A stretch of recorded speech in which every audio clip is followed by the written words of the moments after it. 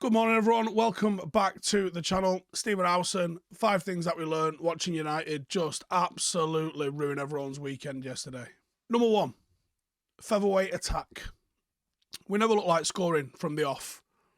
Very, very easy to defend against. Everyone kind of wanting it to feet. Not a lot of running in behind it. It did improve in the second half. I assume that was something that was instructed at half time. Like, have we tried running in behind? Should we do that a little bit, maybe? No ambition, no bravery, no one wanting to just beat their man. Pickford's had 1 clean sheet in 19 games before yesterday. He is provably dreadful. And actually, he was looking really good in the first 20 minutes or so. And then after they scored, we just fucking crumbled. I don't think we even tested him properly after that. Number 2, we got a bottom of the table back 4. And, you know, some people in that have been relegated, actually. We were very, very easy to play against. Early in the game, I watched the game with my old man yesterday. And I was saying, have you seen how fast Everton are trying to move this through the thirds? And not direct with it. They was going direct a little bit and targeting Wan-Bissaka sometimes. But there was real sort of vertical play through the centre. I never believe we're going to keep a clean sheet. We are a reactive, not proactive defence. And I actually think, I've seen a lot of people defending Harry saying you can't excuse, so you can't really blame him for having the shot deflected off him. Have you seen how wide his stance is? Honestly, it's like a karate stance. It's so wide. And the whole time, I beg you to go watch it again. The ball comes out to our right, their left. And then it comes back to the centre. Watch Harry Maguire's head. At no point, as he's looking over there, does he do this. Just to check. How does he know what's behind him? How does he know where the players are? It's bullshit schoolboy defending, right? And it's indefensible. Actually, defending that would be better than his defending. It's not even schoolboy. It's just pure fundamental and fundamentally wrong that he doesn't check around him. Not only that, as the ball goes to the edge of the box, there's 2 things likely to happen from the edge of the box. One is a shot, and the second is a through ball into the box. Why would you stand still for either of those things? As a defender, as the ball's gone back outside the D, you need to be screaming clear, right? And that can mean a million different things to a million different people. Fundamentally, what it means is get the line forward, squeeze it. Now, if he'd have squeezed it, he might have blocked the shot better. He might not have deflected it off him. He might have put the striker off enough not to get a decent shot on, and he might have sent it over the bar. Or you might have prevented the through ball. That was probably the more likely option from that position. If you to run that again, most teams are going to look to try and feed the ball back into the box and get a higher percentage, higher XG shot off it, rather than just smashing one from the edge of the box. But sometimes they go in, which is why you allow shots from those sort of areas. We give every opposition far too much encouragement. Number 3, no heart at all.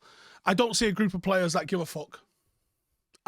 And when we go a goal behind, there is no spirit. There is no drive. There is no one G'ing them up. There is no one going react. There is just nothing from these lot. Nothing. The game changed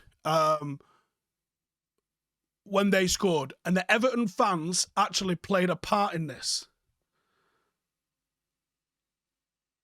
They cared, and it made an impact on their players, and they cared, and it made an impact on the result. We go home despondent after the game. We sit there and we sulk. How many of the players are sitting there sulking? How many of them went out last night? They've got no care in the world. They don't understand the privileged position that they're in as footballers. That whistle blows and they're like, done with that shit. Next. Everton wanted to win the game more. And often, There is no substituting that. This is an Everton team that's just won nothing, by the way. A bit like the Watford team. Two of the worst footballing sides, and they both took points off United. Number 4, end of season. There is nothing left to play for. I can't even bring myself to cheer as we move up through the league because it means we're going to be stuck in Europa Conference.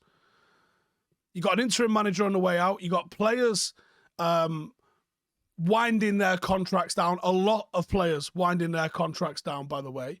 It's reflective in the performances. They're playing like wherever we finish in the league is irrelevant, right? And to some people it might be. But they're not putting in any sort of performance that's going to make a new manager be like, he's the first name on my team sheet. Not one of them. Not one of them can say they don't have a thing to prove because they all have something to prove. I almost just want to close my eyes and wake up in the summer with a new manager and some of these players off that fucking book. And number 5, good luck, Ten Hag. If he watched that today, I wouldn't be surprised if he was like, do you know what? I think I'm busy next season. I'll call you. He's got one hell of a job to fix this mess. And the truth is, I think he's a talented coach. Is he talented enough to turn Manchester United round? Probably not. There's probably 6 or 7 people need to dig in and all get their job right. I mentioned this on my review yesterday. United have got a fight on our hands to become the 4th best team in England. And I mean that. A fight on our hands. West Ham look like they're getting their shit together. Arsenal could be getting their shit together. Spurs have got their shit together. If Wolves had a couple more players, they'd be a fucking threat to us. Crystal Palace, with a few more wins, and I don't know, more players that aren't championship level, they'd be a fucking threat to us.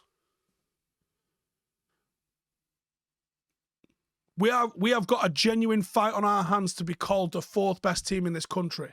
We're going to need to fix things to be the 4th best team in this country. And only when you're the 4th best team in this country can you start fucking making eye contact at the 3rd best team in this country or the 2nd best team in this country. And lo and behold, the 1st best team in this country. We are so fucking far away from those teams that they might as well not be playing the same sport as us at the moment. Talking about Manchester United winning the fucking league is as mental as me sitting here saying, I'm going to qualify for the Champions League with Paddock. You shut you fucking dickhead. No, you're not, right? Can't even win the fucking league you're in. Ten Hag is going to be up against it. Saying we need a clear out is a fucking understatement. It's like saying the fucking guy that fucked up and caused Chernobyl had a bad afternoon at work. A lot of people need to do 10 out of 10 jobs, probably for 2 or 3 seasons, for us to be the 4th best team in this fucking country. And then the work will start. Hey, thank you for watching the video. If you are new around these parts, then don't forget to subscribe. My channel is proudly supported by my community on Patreon. If you'd like to get a little bit of extra content, a Discord group, meetups, 5-a-side games, weekly podcasts, behind the scenes, and even an occasional bit of transfer news as and when I get it, then for the price of a pint, you can show your appreciation for the content that we make and get some goodies for doing so as well. Check the link in the description or click the button right here. You'll also find all of my socials here too if you want to follow me on any of those platforms. Nice one.